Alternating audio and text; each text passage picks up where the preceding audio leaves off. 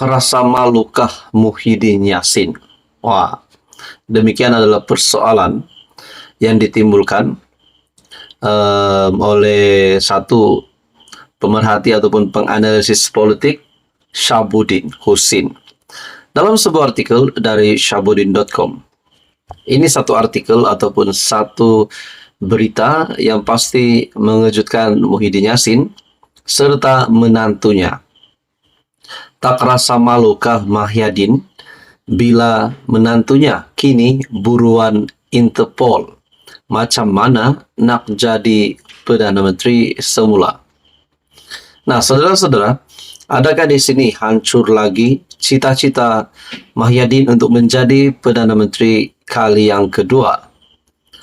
Dalam ulasan dari shahabuddin.com, menantu Muhyiddin kini sah diletakkan dalam notis merah Interpol atau polis antarabangsa untuk ditangkap dan dibawa balik ke Malaysia. Adakah dengan ini makna kata nama Muhyiddin Yassin yang juga bekas Perdana Menteri hari ini sedang disebut-sebut di seluruh dunia? Walaupun kita tahu bukan Muhyiddin Yassin, tapi nama beliau yang menjadi sebutan disebabkan beliau adalah bekas Perdana Menteri dan yang diburu itu adalah menantunya.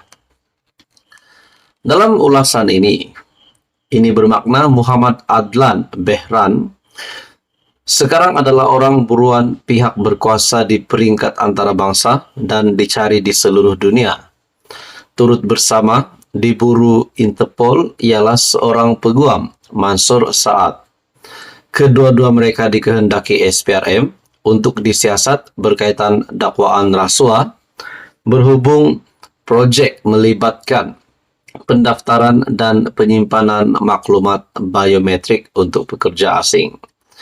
Kedua-dua mereka dipercayai melarikan diri ke luar negara sejak bulan Mei tahun ini. Jadi melalui persoalan Shahabuddin, kita ulang semula macam mana nak jadi Perdana Menteri semula. Adakah di sini hancur harapan ataupun cita-cita Muhyiddin untuk sekali lagi memegang jawatan sebagai Perdana Menteri? Walaupun kita tahu sebelum ini, selepas berlabuh tirainya pilihan raya negeri, ada yang kata PN ataupun Muhyiddin Yassin dan Hadi Awang ingin membentuk semula kerajaan, ingin menumbangkan Datuk Seri Anwar Ibrahim dan kerajaan perpaduan. Tapi persoalan yang utama adalah kenapa nak tumbangkan kerajaan yang sekarang sedang membangun? Apakah motif sebenar dari pihak pembangkang? Kita kembali dalam ulasan ini.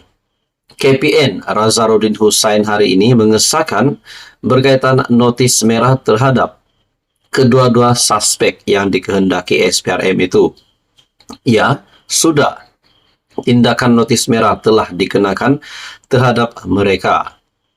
Muhammad Adlan sebelum ini melalui peguamnya mengeluarkan kenyataan yang mendakwa dia menjadi sasaran secara tidak sah oleh SPRM yang menyebabkannya menderita dan berada di ambang kehancuran dari segi kewangan. Dia juga mendakwa akaun bank baik peribadi maupun yang dikaitkan dengan syarikatnya telah dibekukan tanpa notis. Bagi Mansur pula, dia mendakwa bahawa dia menjadi mangsa penganiayaan politik. Dengan disenaraikan dalam notis merah Interpol, tak rasa malukah Muhyiddin dengan apa yang sedang berlaku dan diperbualkan orang ramai? Di mata umum, gambaran yang terpampang dan sedang diperkatakan ramai ialah menantu seorang bekas Perdana Menteri sedang diburu dan kini diletakkan dalam notis merah Interpol berikutan enggan menyerah diri. Di mana rasa tanggungjawab Muhyiddin sebagai pemimpin dan bekas Perdana Menteri? Soal Shahabuddin.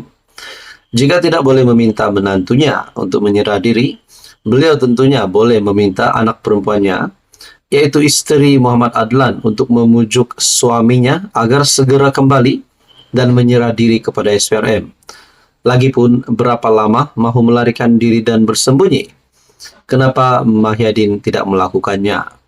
Terpenting sekali, Macam mana nak jadi PM semula jika perkara penting seperti ini pun, yaitu memastikan menantu sendiri patuh kepada undang-undang, gagal dilakukan. Nah, bagi saya amat menyokong ulasan dari Syahbudin.com ini. Saudara-saudara, persoalannya, tak rasa malukah Mahyadin bila menantu kini buruan Interpol. Macam mana nak jadi PM semula, soal Syahbudin. Sekian saja, teruskan bersama di dalam channel ini untuk info yang seterusnya. Halo semua, tuan-tuan dan bapak. Satu kejutan baru dari istri bekas Perdana Menteri Rosmah Mansur. Najib Razak, seperti yang kita tahu, sudah genap setahun di penjara dan ada perkongsian yang memilukan Najib Razak melalui Facebook page Najib Razak. Kali ini saudara-saudara, Rosmah Mansur, nama beliau disebut dalam sebuah artikel dan ini berkaitan dengan dana Rm7 juta. Ini pasti mengejutkan. Satu artikel dari malaysiagazette.com, Rosmah guna lebih Rm7 juta untuk bil telefon dan kad kredit. Kenyataan dari pendakwaan. Artikel pada 24 Ogos 2023.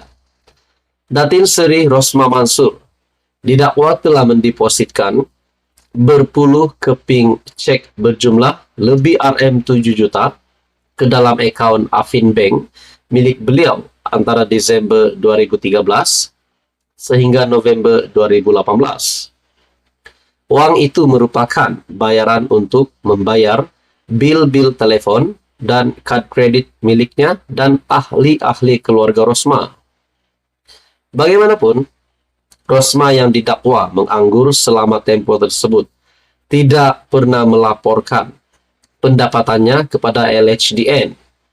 Ini merupakan antara intipati pembukaan perbicaraan oleh Timbalan Pendakwa Raya Ahmad Akram Garib pada prosiding pengubahan wang haram dan elak cukai yang dihadapi Rosmah ketika ini di hadapan Mahkamah Tinggi di sini, K. Muniandi.